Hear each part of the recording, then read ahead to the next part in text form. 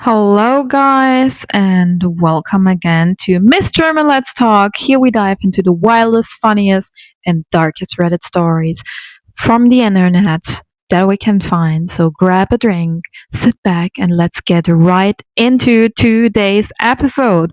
So, one Reddit user wrote down, what was your most embarrassing moment in front of a doctor? So today we're going to dive into some doctor office stories that most of us know probably how some of them went because we were all children. We were all adolescents that we are not quite saying 100% of the truth to our parents in specific questions. So, disclaimer, please, children, tell always the truth to your parents because it's good for your health. First of those stories was like, I was 14, my mom was in the room. The doctor asked, "You eating okay?" "Yes, sir." "Do you smoke?" "No way." "Do you drink?" "Yeah, every day." Awkward silence for 5, 6 seconds. Pause. Doctor continues to ask questions and fill out the form. 2 minutes later, that user says, "Oh, you mean drink alcohol?" Haha, no, never. I thought you meant milk or something. I remember them laughing at my face and getting all red. Yeah, so I'm pretty sure that user got like a huge lecture by his mother. If the mother was not cool, got a huge lecture probably in the car afterwards from "Don't drink, my child." But if not, could be that they're cool, or it could be that they're Italian and start drinking at the age of 11, or German and starts drinking at the age of 14. Okay, next story. When I was 16, I got sick, some stomach. Thought I was better, felt fine at least, so for the first time in a bit over a week, I'm up and moving around, drink some orange juice on a break from course, and immediately puke and get hit with the worst stomach or any other pain of my life. Had to crawl to the couch to go get home from the store. So off we got to the pediatrician, a man from somewhere in Eastern Europe with an accent I can understand perfectly, maybe only 3% of the time.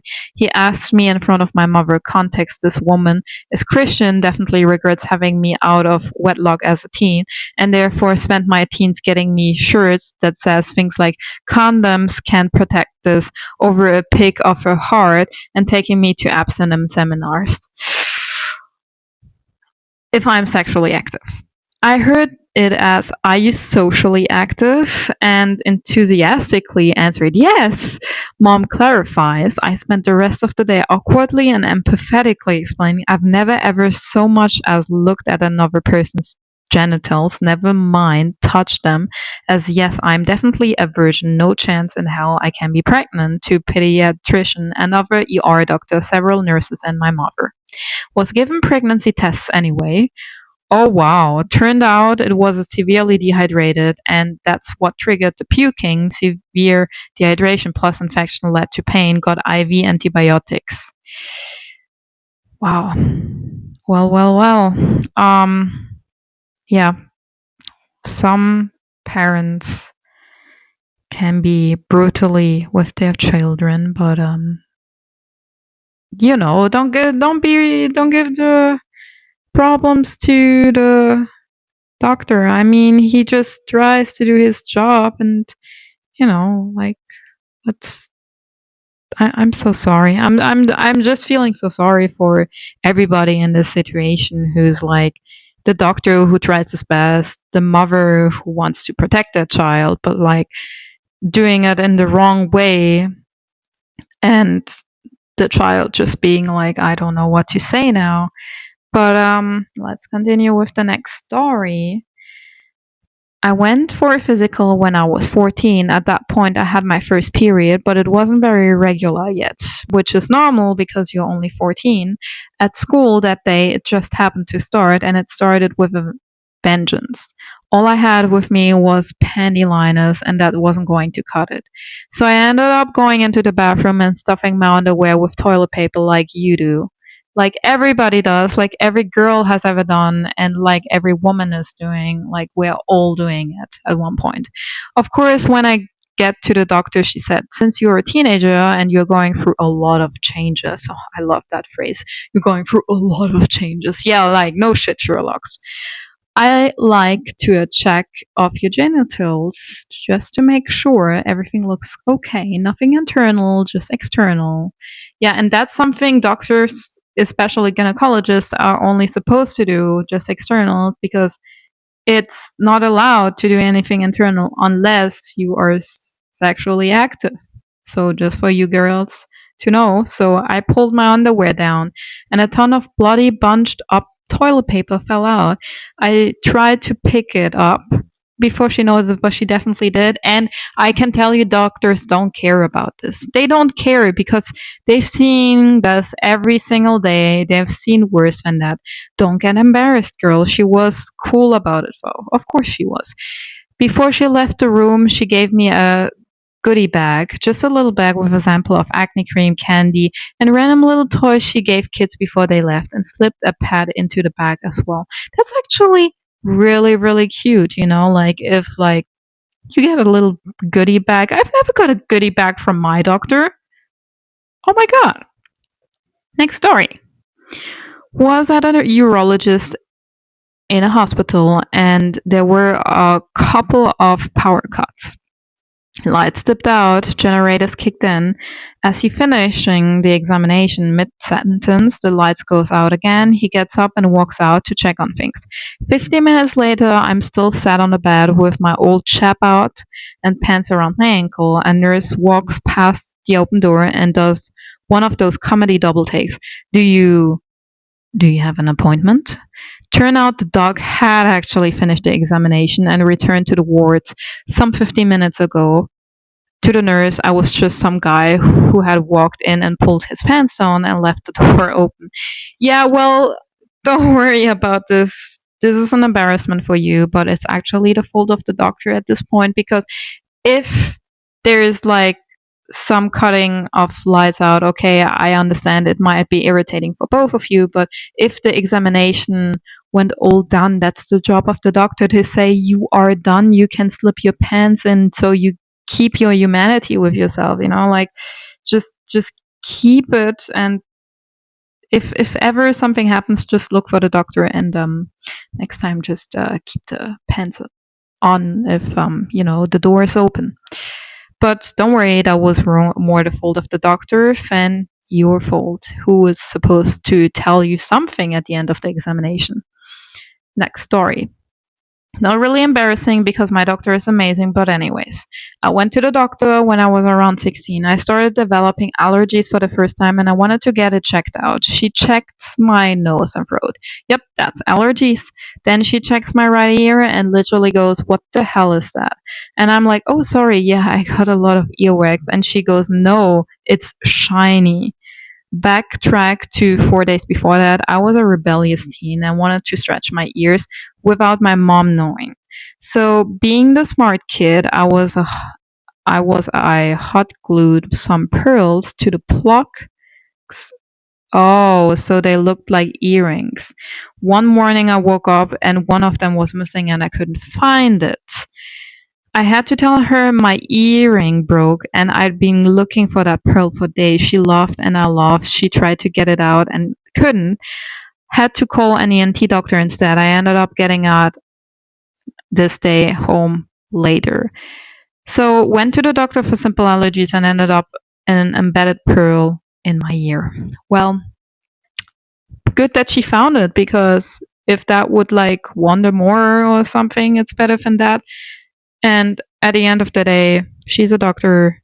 They don't care. You know, it's better they find it before it becomes an infection, you know? So when I was a little kid, the doctor made me lie on my tummy on his examination table so he could take my temperature rectally. A new experience for me. Yeah, well, that's for everybody who was a kid. I didn't understand what he was doing as he inserted the thermometer, but he left me there in the room with mom, saying he'd be back shortly to take the reading. Somehow I must have hated having it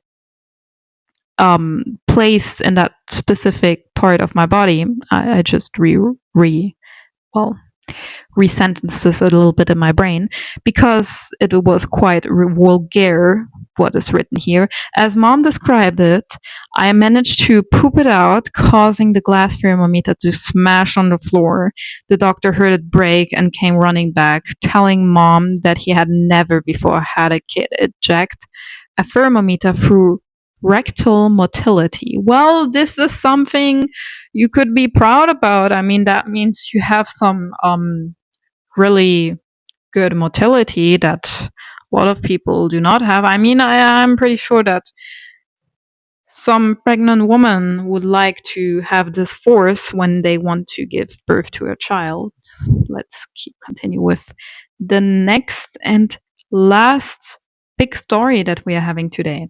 I was suffering a terrible case of gastroenteritis. I had thrown up a few times and still queasy, and yet I had to drive 50 minutes to my doctor's office.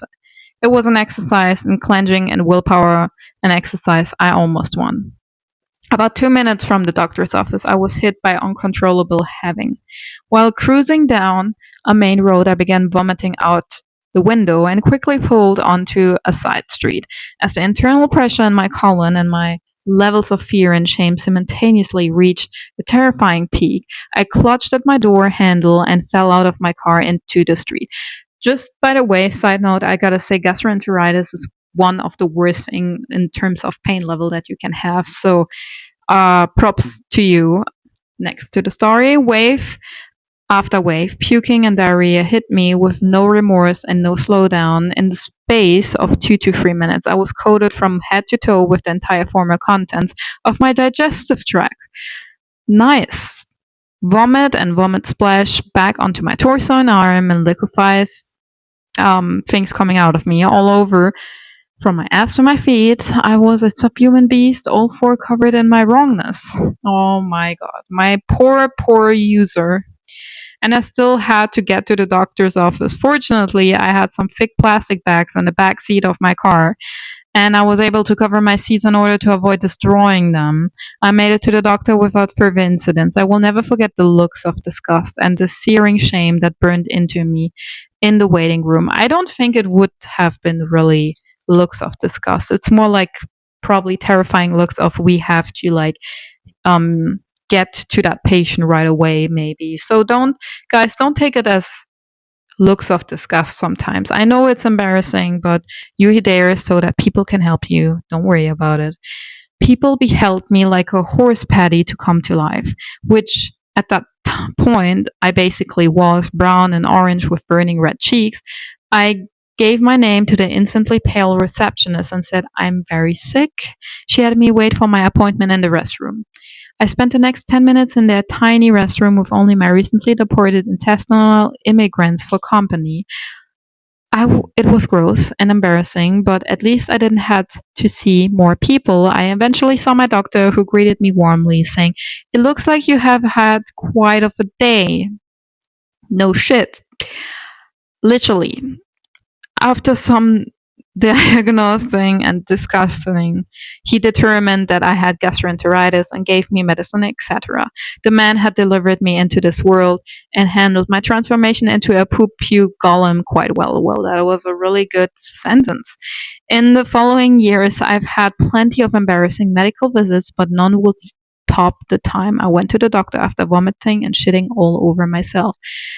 Yeah, the double dragon. I gotta say that. I'm really sorry that you went through that, and it's horrible, but let's say it like this: you figured out what it was, and now you're over it. So, listen, it's a day that you will never forget, as the doctor said. It looks like you had quite of a day, my little poop puke golem, who's the cutest thing that doctors love to see. And with that said, ladies and gentlemen, that's it for today's story. I hope you enjoyed this episode. If you did, don't forget like the video and subscribe for more. And I'll be back soon with more crazy Reddit stories. See you next time. Bye.